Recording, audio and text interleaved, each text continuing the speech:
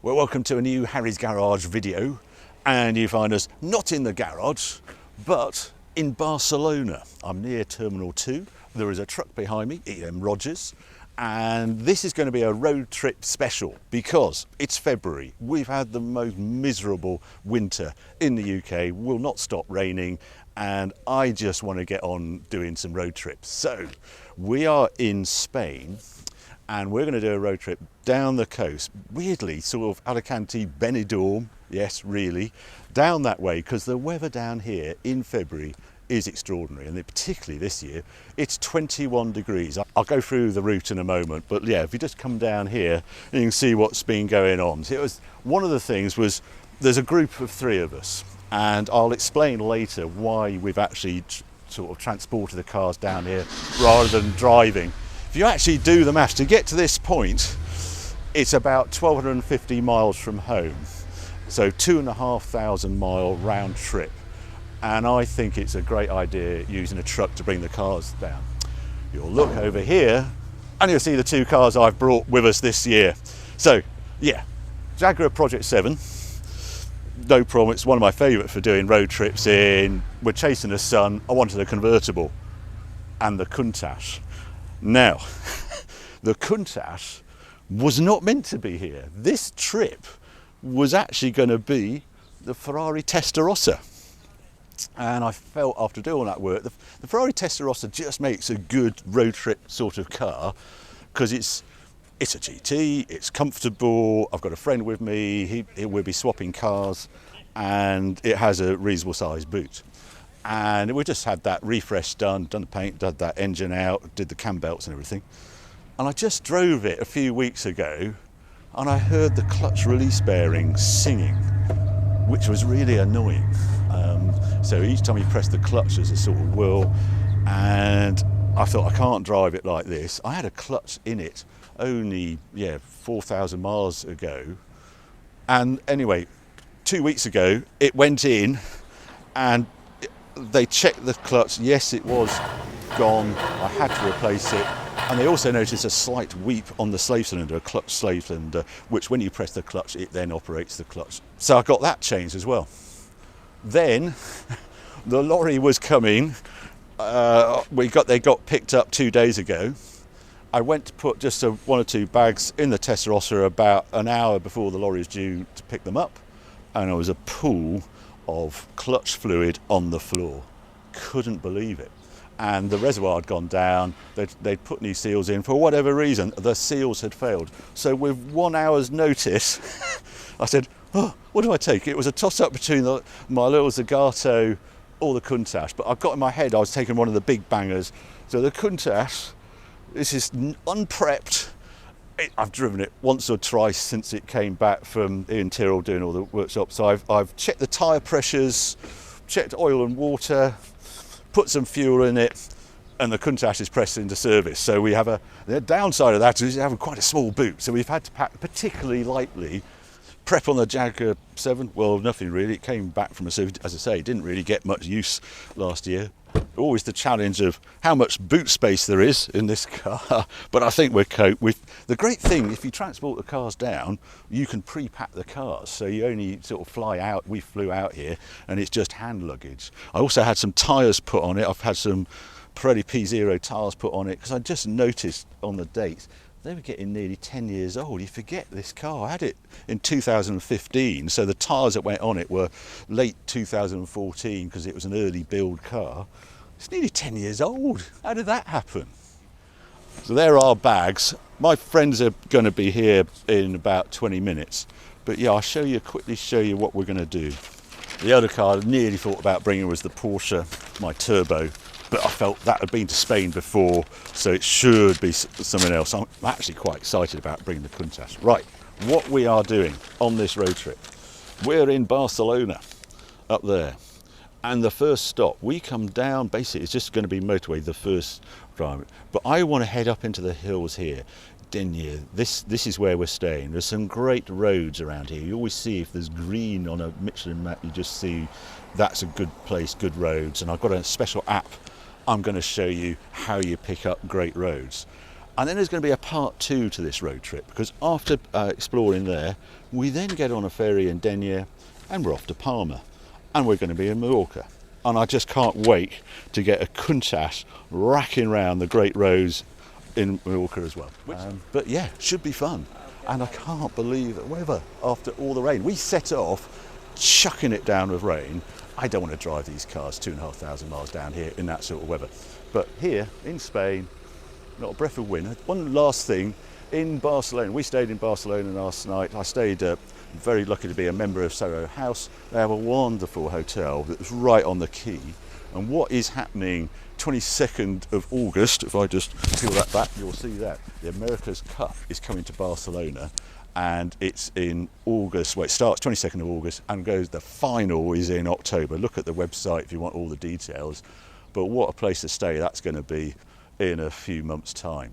Anyway, pack up the cars, go head out, see what we're going to see.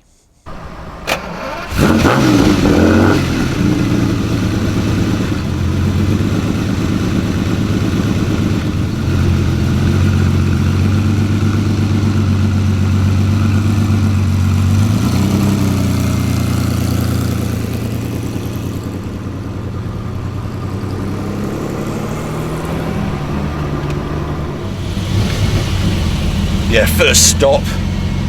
So warm, it's about 20 degrees out there. All is good, except one of my memory cards, my camera got full when I didn't realise it was full, which is a slight dilemma. Yes, a drink. I'm letting John lead in the Project 7, so it makes life a lot easier on the navigation. Right, get myself organised. No cup holders in a Countach. That was before they were invented. Yeah, visibility isn't the greatest in a Countach, but the view out the front's great, and the soundtrack's pretty good as well. Yeah, 300 miles to go, and then tomorrow are the fun bits of road.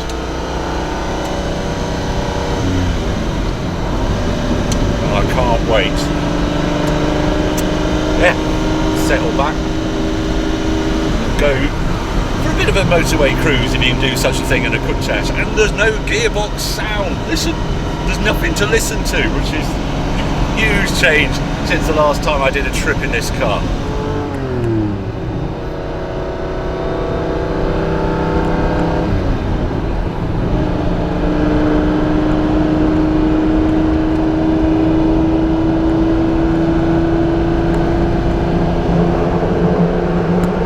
First fill up, I filled it up with sustained fuel before setting off, but I don't think I got the tank full. So yeah, first fill up, at least it's got super leaded. I'm not sure, 185 euros a litre. It's pretty similar, isn't it? That's about 170 yeah, equivalent in sterling, I think. Yeah, this is not odd. Yeah, it's very odd. So funny, it's got two tanks on a Countach with a little tiny pipe that joins them together, and it's a devil to fill the tanks on them. And it's very frustrating. You go like this, you click, click, click for about 10 minutes, and you get in and you've got 3/4 of a tank. Anyway, we're putting a fair bit in.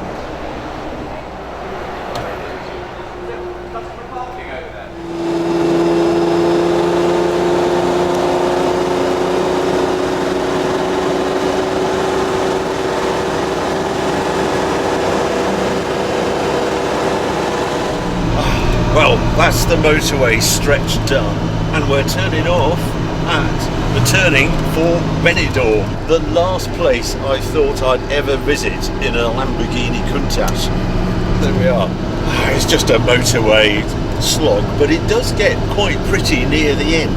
It's sort of just a bit more scenic, a few curves through a few tunnels, that sort of thing. But yeah, a lot of trucks, more trucks than we all expected. Gearbox, and yeah, you just shoot along, you're doing sort of 130 clicks indicated, something like that, but every now and then you have to slow for all the trucks. But yeah, we're So it's 13 miles away from where we're staying tonight.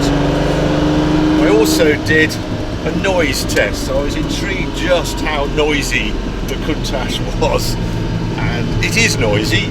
It was 86, 87 decibels in here. So yeah, I think that's probably the noisiest car I've tested, but I was getting a little bit over 60 miles an hour at the time. I've sort of got to concentrate, but the skyline is so Benidorm. Yeah, all the skyscrapers over there, you might, well, not exactly skyscrapers, but big hotels all down there. This is where all the action is. Well, you've got to be able to see. Yeah, we're heading up into those hills over there, so a very different part of the world.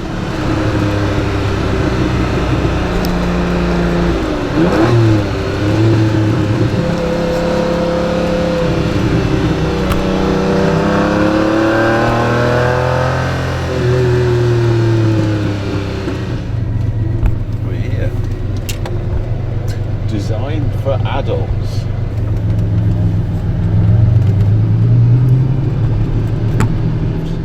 Beautiful valley. Very different to last night's hotel. Reception. Oh dear me. Landscape hotels.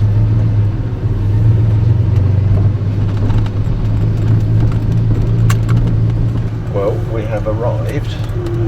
I've got to find a parking space now. I'm not electric and I'm not disabled yet, so I can't park where down the front, but we'll find another spot. And yeah, good day.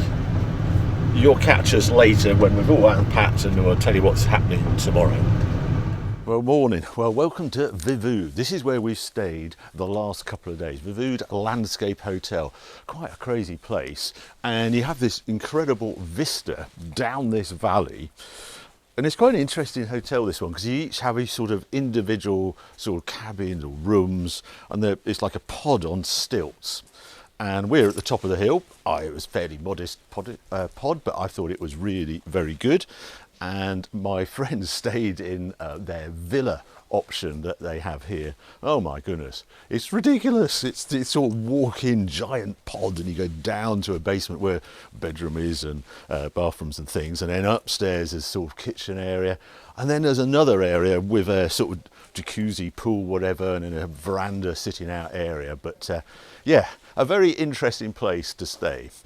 We went out yesterday just to try the roads in the Project 7, because what I want to show you today is there's an app on my phone, and it's a very clever app. It's I think it's German based, and it's for motorcyclists, and they put on the best roads they've been on in certain areas. So it loads up this database of really good roads. There it is, CaliMoto. Open it up. And it's basically discover rides, or near my location, it will actually show you some of the great roads and rides around here. I think it's really clever, this. So if I go to map, I can go there, and I can do new ride, and I can do, if you're staying somewhere and you want to try where you want to be, you can go to there, you can say do a circular round trip from your hotel to somewhere on there. You can decide how long a round trip you want. We're not doing that. I'm going to do a tour. So I'm going to go plan tour, and then I will add some waypoints. So start current location. These, if I just show you, this is where we are, and the highlighted roads are sort of red are the really good driving roads. There we are, all there. So it will try and knit together, not unlike Google Maps that will just plan the quickest route or alternatives. This one will actually bring you the best, most exciting roads. So what I want to do today, I want to go there first, and then I'm going to add another waypoint. So I've added that one. I'm going to put another one on. There's a market here we'd quite like to visit, and then I put the final destination of Denye. There we go. and it's telling me that's a 60-mile route, 1 hour 43, and there are 109 bends on the route. So that is the route away from our hotel. So that's what we're going to do today. Head up this way, go and enjoy some of the great roads, drop by where I get to number 2, drop by a market there, Sunday market, and then head down to the coast. But it's yeah, I think it's an interesting route. If you're on these sort of driving holidays, that's a very good app to have. There is a premium for it. Right, but the first job though is the packing challenge for the Countach.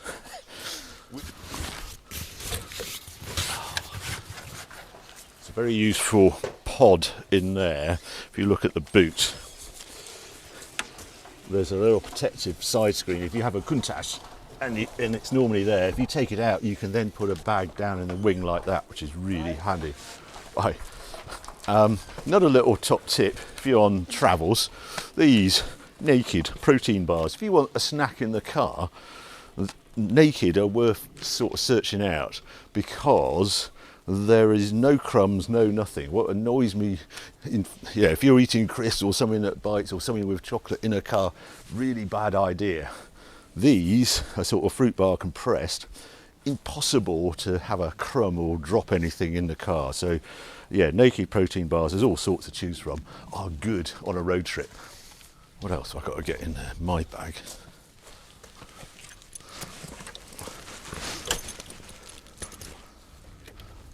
The secret boot on a Countach is that, and that's really handy. The trouble is it's not waterproof, so I just keep clean material, the tools and that sort of thing in there.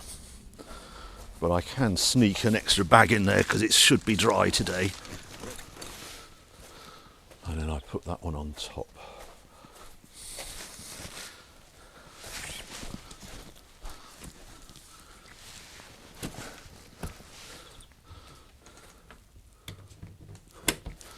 There we go, just coats to put away and we can get going.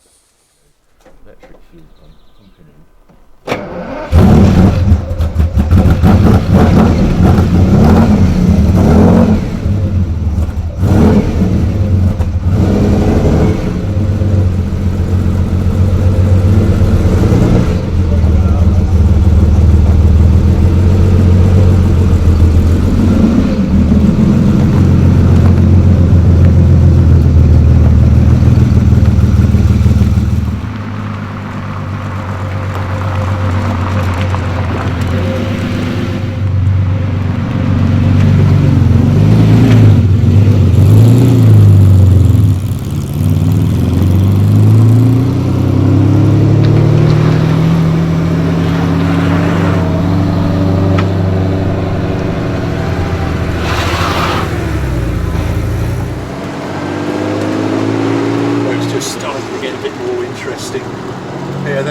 Barriers do put you off and go a bit silly, these giant concrete teeth they put out. And you might notice I don't change gear very often in Countach on a road like this, because the effort in the steering, I can just about hold it with one hand, but basically it's a two-hand job to hold the steering wheel and get it around the corners.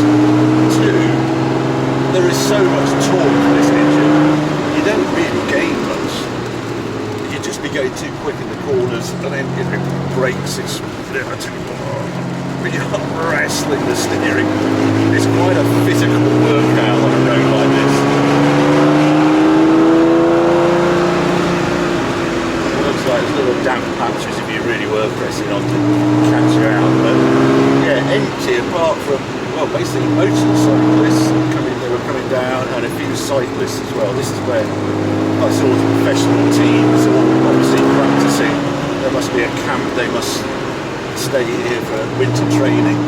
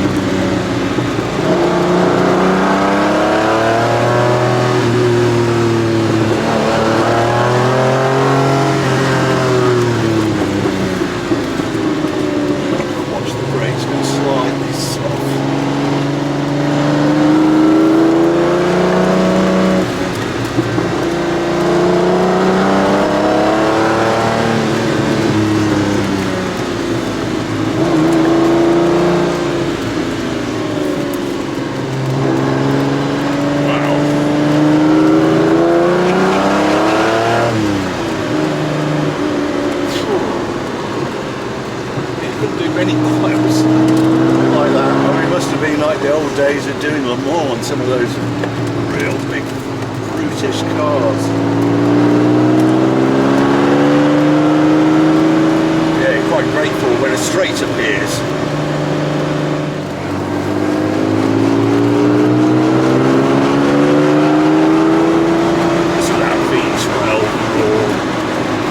So much grunt in this engine, but so it should be with a fresh rebuild of 5.2 litres, pushing across a lot of weight, 1480 kilos I think.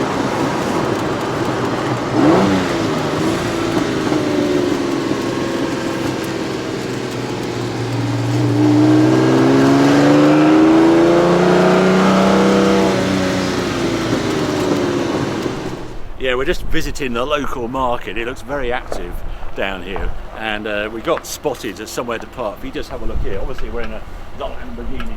I think this is why the guy wanted me to park here. Look at his make of tractor. It's also a Lamborghini. So yeah, very fitting, have a Lamborghini tractor next to the Countach.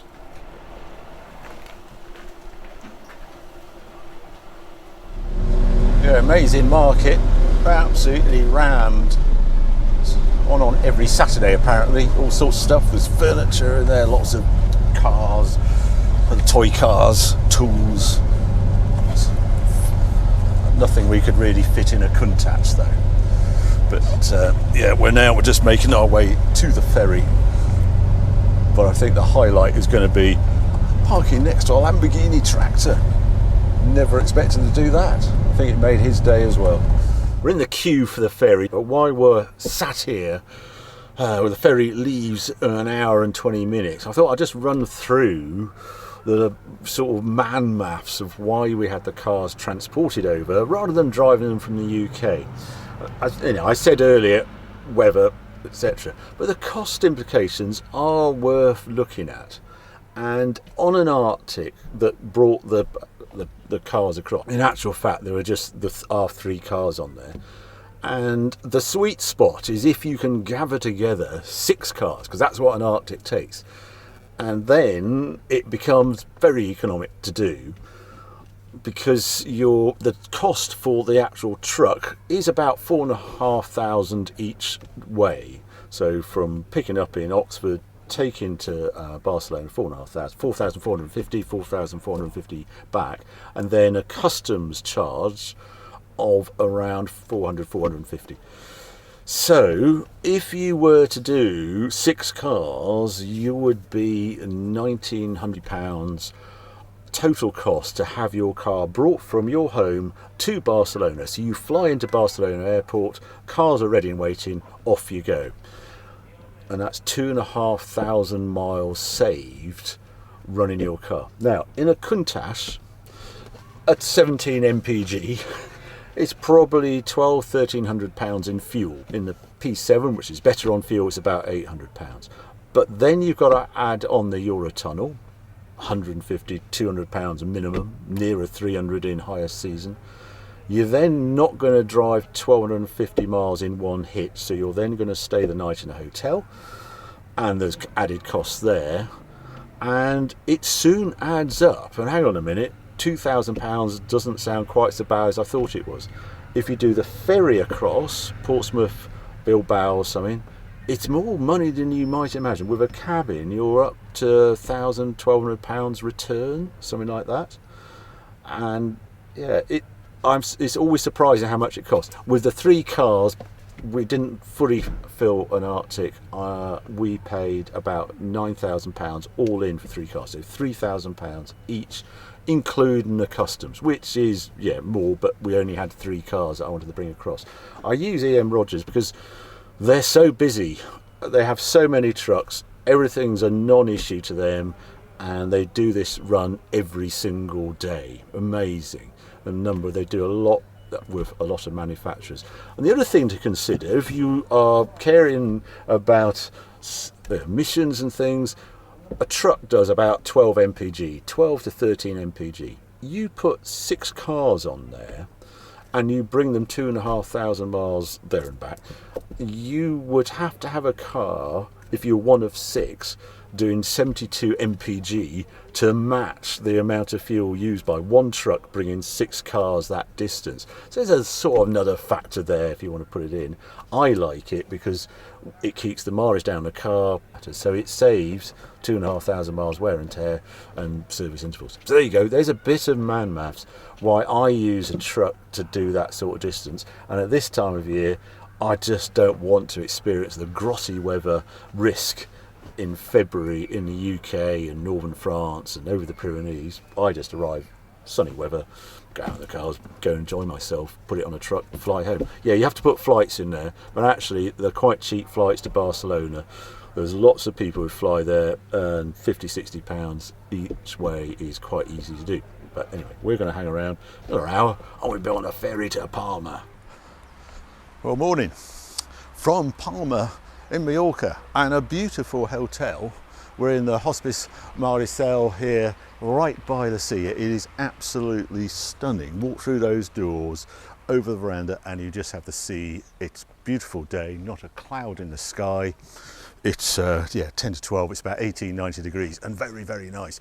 So yeah, we arrived on the ferry last night, 10:15, something like that. It's a 5-hour crossing, all very comfortable, and went straight to the hotel here last night. This hotel is only, I think it was 9 minutes from the ferry terminal, so it couldn't be better. And what I'm going to do today, I'm going to give the Countach a bit of a rest. Worked hard yesterday, and we just hijacked the Project 7. I've literally just taken the roof off. It's looking a bit grubby because we actually went out in all that rain a couple of days ago just to check the route. But yeah, I'm really looking forward to today. We'll see if we can give it a little clean up later. So today, well, you just can't go wrong on this island of Mallorca. There is just the most amazing roads. It's just on a map. We're in Palma. Stunning. All this west coast is done. A lot of car launches are done here, and a very good reason. One, you've got the weather, etc. But I'm going to go back to my CaliMoto app and just show you how it works here. If I just flick on here and it says near my location when you open it up, and it's rides, that is an epic ride. You can see it's got 5 for fun, 5 for scenery, 5 for road condition. It doesn't get any better. If I open it up, that is sort of the route. So Palma all the way down. Up here, as I say, you cannot go wrong with the sort of views you get on this route against the sea. Look at that for a bit of road. Amazing bit of road around here. And if I go back to that route, 119 miles, 4 hours 36 minutes. Quite a long way. So I'm going to sort of cherry pick today, but yeah, we're going to head out of here, see what those roads are like, see how busy it is out there. It's a cycling mecca, obviously in Mallorca as well. And I say, being a Sunday, we'll go and see.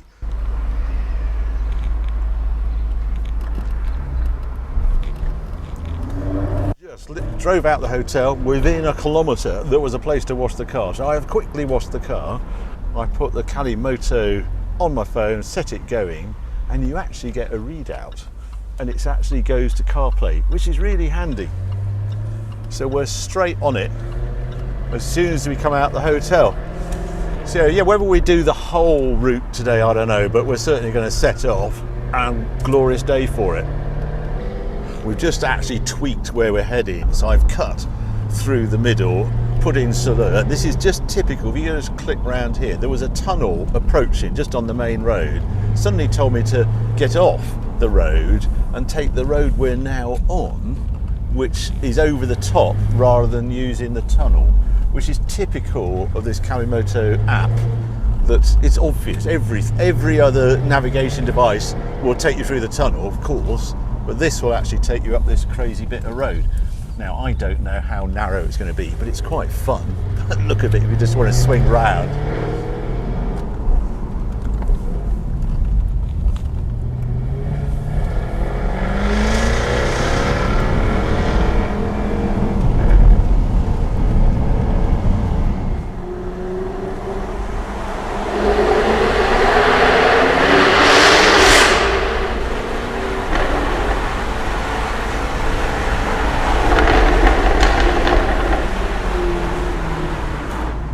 quite random, these tunnels.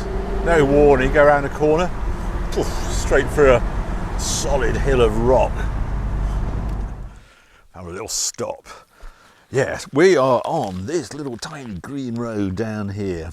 I wish I'd got a bigger scale map, but Valencia is the sort of end destination. But yeah, we're right up in the hills. It's quite a variable road. Some moments you think, oh, this is good, and it's wider than you expect. And then we went through this tunnel, complete the surprise, right at the very top of this pass. And then down the other side, it really got quite narrow, and I got behind 2 or 3 cyclists who were bombing down 60, 70 clicks on the way down, and there was nothing we could do, and it was only just wide enough to pass cars along there.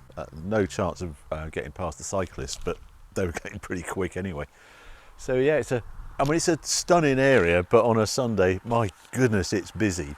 And you catch these gangs of cyclists up, and there's nothing you can do about it. But I think if I lived here, I would be enjoying it just as much as they would on a bike or something. But it's nice being in this and open and just enjoying the heat and the warmth. Although we did see about 14 degrees at the top, but compared to the UK in February, that's still not bad. At the moment, it's 18, 19 degrees. And every now and then you stumble across these sort of reservoirs. Very pretty scenery though. Properly in the middle of nowhere. Goats and things appear at every now and then as well. Anyway, we'll press on and see what else this road has got to offer. It's the MA10 if you look on a map.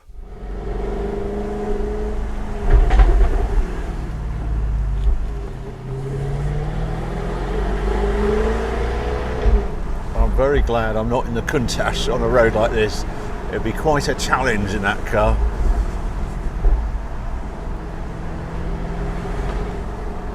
At least in this, you're sort of in the open, you can hear actually other cars coming. It's very few cars, he says, speak of the devil.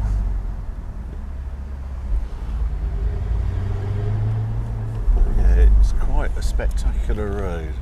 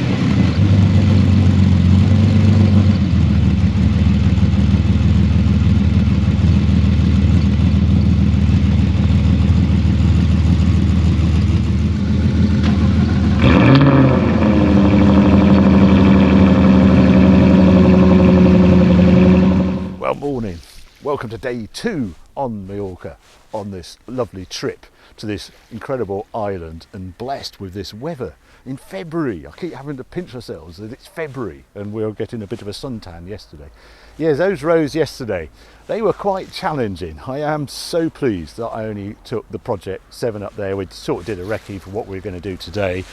That Countach would have struggled up there. I would have ended up very grumpy and with some very strong arms trying to get around some of those bends, and they're just so tight on all those cyclists. I was pre-warned that they were a bit testing the roads around here. They're not a sort of dynamic sort of roads. Those I hope we're going to see today. And I'll just show you what we've done on here. It's a beautiful bay we're in here. It's completely calm. We just watched a plane. I thought it was going to scoop up water, one of those fire protection planes, just doing a sort of practice run down here. I think, yeah, I can just see it, it's landed on the water. But we went up from Palma yesterday, and we went towards, so up here there was a tunnel, and that's where we sort of dived off the main road and headed up into the hills. Crazy bit of road, then dropped down, and then took this, it's the MC10, MA10, which is this road here. Too challenging really, too crowded, and we bottled out there. at Inca. Let's see, we came down to Inca yesterday and came back to the hotel. Really nice. I think some guys have recognised the Countach. We're getting the Countach does surprise people. An unseen car on the roads of everywhere, really, not just here. Anyway, where are we? Yeah, so we came down to Inca. Today, what we've just done, we've driven up here, or Cuda up here, and then we're just going to drive along. We're by this bay here, beautiful bay, and just go into I'm not sure how far, whether we'll actually get out to the lighthouse, but basically it's up there. The roads again are going to be quite challenging, but John, who's in my Project 7 holiday here, and he just wants to revisit it. We'll see how it is. After that though, we're then heading more to the east of the island. We're going to head down here, because this is pretty scenic. This is cliffs. And I think this is where the car launches happen, over this side. Sorry, this map was not behaving. But Manacor, we'll come along the coast down to Manacor, go back to the hotel. Just have a look at some more roads in this area. But yeah, moment we're just going to enjoy this sort of stillness. About 11:30 in the morning, not a breath of wind. A little bit more sun would be nice, but it's 17-18 degrees, so we're not complaining.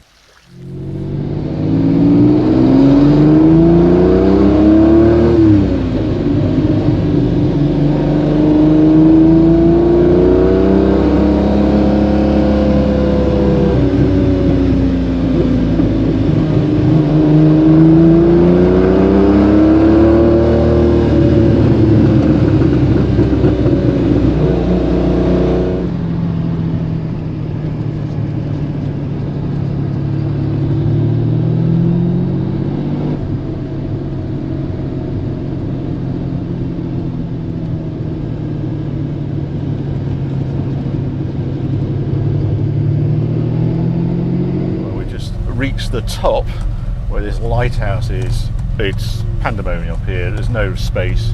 I would not visit here in a car. If you're into bikes and you want to cycle up here, fine, but yeah, it's just not made for the number of people who want to come up here, unfortunately. Just a disaster.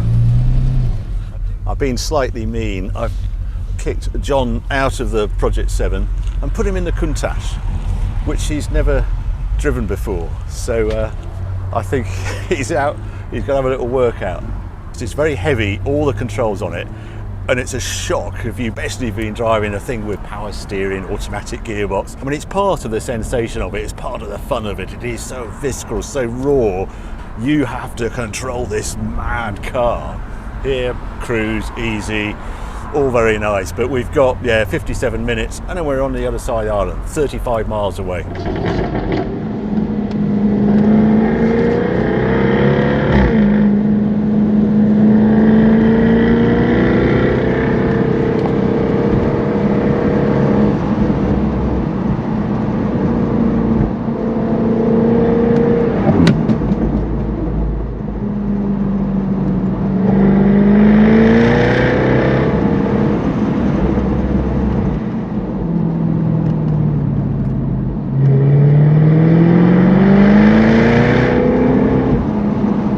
Come to the other side of the island. The roads have completely changed. They're big and open, some really quick roads, like being in France. We've got a tractor up ahead, we've got the Countach and everyone behind, but yeah, a bit more of a road trip. We've just been down by the coast, very pretty. I just cannot get over how different one side of Mallorca is to the other side. Yesterday, all those super twisty, super narrow roads. Now today, come over to the east side of the island, big, fast, open roads, sort of sweeping bends. Very much, as I say, like being in south of France. And relatively empty over here, less tourists and less cyclists. It's not quite as suited to what cyclists want. They want the hills, they want the challenge of the climbs and that sort of thing.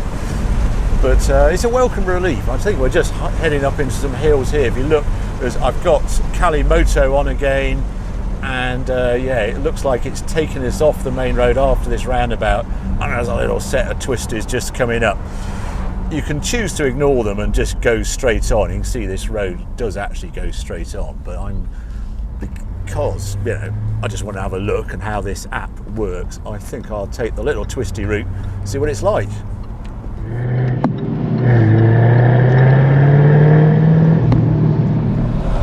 Well, morning. We're making our way out of Valencia. Quite a lot has happened since you last joined us. Last time we were in Mallorca and we did some routes there, and then we had to catch an early morning ferry away from the hotel from Palma into Valencia. And I think it's a good time just to summarise what we found with all the roads and what we've experienced over the last few days. Mallorca was interesting. I had hoped that CaliMoto App was going to find me some fantastic roads out there, but that Sunday we went out and did the famous MA10. Well, yeah, that was pretty crowded, and I have to say a bit of a disappointment. There was just no real chance to stretch the Project 7 legs. A lot of cyclists out there. Roads were twisty beyond belief and narrow, so you just couldn't risk it. Very scenic, very beautiful, but not really the dynamic roads I was looking for. I was very glad we then headed east, and the bigger roads over there, wider, much more suited. And there are pockets of great bits of road out there, but it is not sort of festoon everywhere. Every road you tackle is just fantastic. It's not like that in Mallorca, so a slight disappointment really. I know they're there, I've done them on car launches and that sort of thing. Road-wise, those roads in the hills above Benidorm, they were fabulous, and that CaliMoto app just was festooned with roads you could do, and really good roads, great little towns, villages to visit along the way. And that was the hit of this road trip, I think, was discovering that area. It's an area I would love to go back to. Anyway, we took the ferry out of Palma. It's almost all day. We arrive in Valencia about 6:30. It's quite an industrial port, and Valencia, though, was a bit of a surprise. A really nice vibe to it, a proper city. We stayed in a city hotel, part of the same group as we were staying in Palma, and boy, it was challenging. It was not Countach friendly hotel at all. Lots of sort of cycleways, pathways, one-way systems, crowded with traffic, tiny little roads, and then the parking was a serious challenge.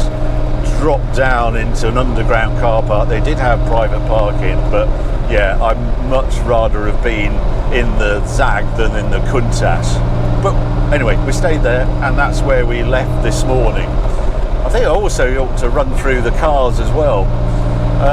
I was asking John how he'd found the Project 7, and we're trying to discuss. I really enjoy the car. I should say, hands up, I love a roadster, proper car like that. I just find it really enjoyable, and especially one with near 600 horsepower. It makes a very exciting combination. But we're trying to think of something, that we didn't enjoy quite so much. And I suppose the only thing we could really come up with is obviously the fiddly roof, but it goes with the territory. It's the same as a Porsche Spider, or I had that Ferrari 550 Barchetta. That had a bloody awful roof until I swapped it. But the roof on the Project 7, I quite enjoy it because it's fully waterproof, and you can go 130 mile an hour plus with it with no issues. I have tried this and can confirm that is absolutely true. And it's super light, and it's what gives that car its dynamics. It's probably 80 kilos, 70, 80 kilos. Having that mechanical roof means it drops 50, 60 kilos over a standard F-Type, and then he has to cut down a screen, all the rest of it. And that weight, well, it's only about 80, 90 kilos heavier than a Lotus Emira, but it's got 50% more power and torque. So it's a very exciting thing. So yeah, the roof, downsides and upsides. The other thing we thought, well, when it's all sort of backed off and in normal mode, it could be in automatic, you could almost describe it as being a bit ordinary. But when you're in Valencia and you're trying to find a hotel, that's a good thing. But it's surprising how mellow and quiet it goes but then you light it up, put it in dynamic, turn traction controls off, and you have an absolute animal of a roadster. Turn into the Countach, well, that's just mad all the time. It has no easy zone. It's just full on from the moment you turn the key. Well, probably the moment you actually sort of walk up to it and just look at its design. It is crazy, and that's sort of what I love about it. It is full on, and you enjoy its engine, you enjoy its performance, but everything's heavy steering, heavy brakes, heavy gear change, heavy throttle action, everything. Wow. So it never gives up on that. It never calms down. So you've got to be aware of that with this car. But I think it gives real highs, and when it's wound up, wow, does it sound good. And so yeah, I really like the Countach for its wild side, but at no point does it relax. Oddly, both John and wife really surprisingly comfortable, this car. People say they're uncomfortable. We find the seats terrific. Good driving position, weirdly lots of space, good oddments, easy to store. So yeah, that's the Countach. And then there was one more car, and that was our friend Nigel, and he has a lovely 89 Porsche 911 convertible. We persuaded him to buy that last year. Great example. It's only 36,000 miles from new, straightforward, electric roof, just hit a button, down it goes, no catches, no nothing. And it's just the most versatile car. It can do the easiness. It's got 5-speed gearbox, that one, G50, lots of space in it because you've got the rear seat, so you can bung an extra bag or two there. So much space, they actually went out to lunch one time, 4 up in it. He's really enjoyed it. He's really got to like the car on this, and then you do wind it up and it's quicker than you think, because those early 911s are much lighter than they are today. So that's that. And the final bit, I think, on this road trip is proving what a great option it is to transport your cars out here. From the moment we pick those cars up from Barcelona airport, it's just fun. We can just do the best roads. We enjoy this great weather, super sunny. We have done, if I look at the mileage we're on for one, we've done 1,100 kilometers, so let's say about 650 miles, and we have 100 miles to go to Barcelona airport. So yeah, it keeps the mileage down and you get to enjoy it. What I found from doing these road trips, if you have a big slog to, like here, this destination, all you remember is when you finally get home is the 1,250 mile slog back home, rather than the juicy bits, which is why you did the road trip in the first place. So I love using the lorry. For us, with just 3 cars, it's a more expensive option. It's cost us £3,000 per car, but I think it will cost knocking the door of £2,000 in fuel, hotels, Eurotunnel, lunches, suppers, all that sort of thing, to bring a car to Barcelona and take it back home again if you were driving, not using a truck. If you are in that sweet spot with 6 cars on an Arctic truck, well, then you're matching the same cost as you driving there and back yourself if you're in a car that does 20-25 mpg. So yeah, a great trip. We found the sun. We had a proper temperatures. We were in the 20s while we've been out here, and it's February. I will happily return to this area of Spain again. Really enjoyed it. I hope you enjoyed this video as well. Well, if you did, keep watching, keep subscribing, because there's more videos coming on very soon. Thanks for watching.